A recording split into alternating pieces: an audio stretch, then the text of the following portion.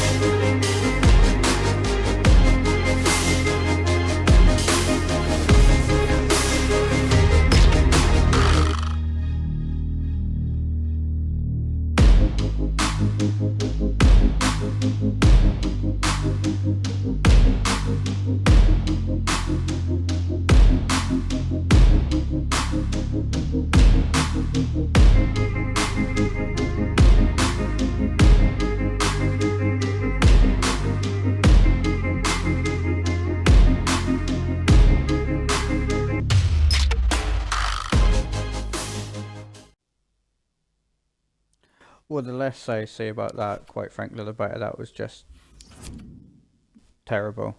I'm changing the formation back. I went to this formation because all three strikers deserved a chance to play: Martial, Haaland, and Mbappe.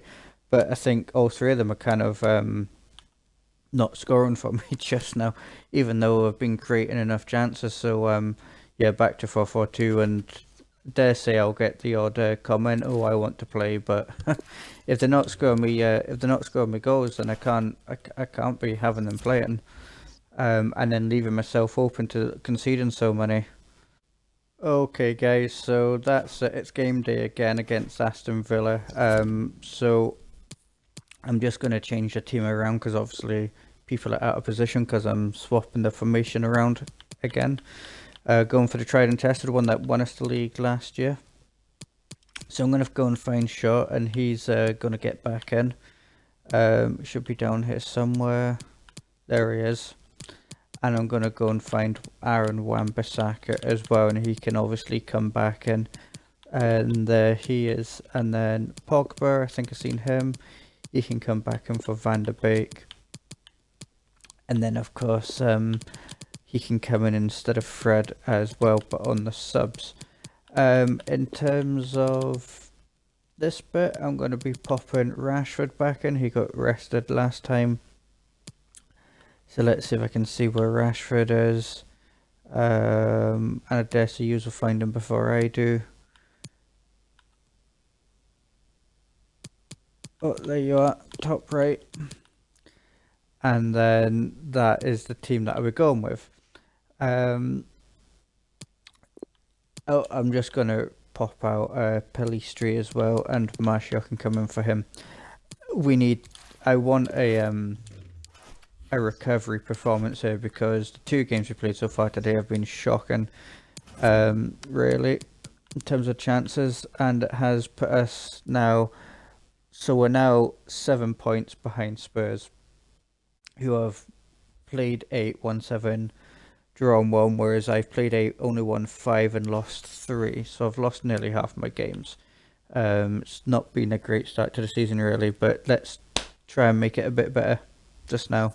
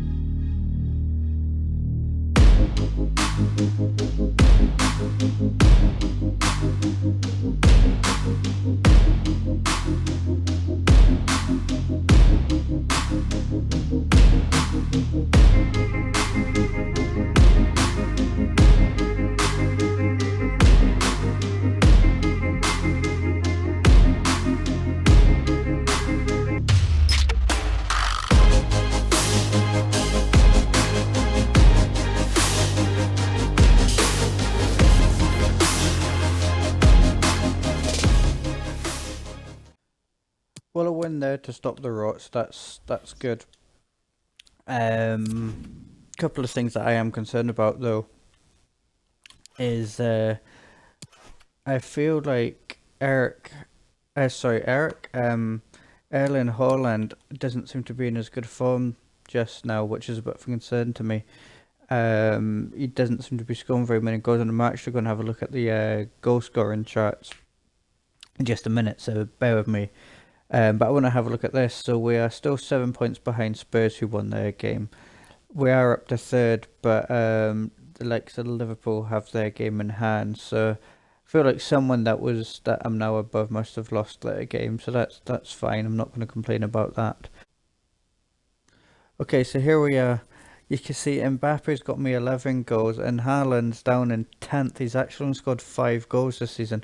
I know 5 goals out of 9 from 9 games doesn't seem bad, but when you think Mbappe, who's a strike partner, and actually was playing out wide for a few games in a front three, it's not fantastic really. In terms of assists, he's doing fantastic. He's got me 12 assists, so I guess you can see he's been involved in 17 goals in about 9 games, so that's something. But I would still like him to be getting more goals, and I'm probably nowhere on the clean sheets, if I'm being honest. Yet I'm down in just 1 clean sheet out of 9 games, which isn't good at all. So I'm just going to fast forward it now again, so we can maybe see if Liverpool get to play their game in hand. So yep, here you go guys. Liverpool played their game in hand and they're actually now up to second.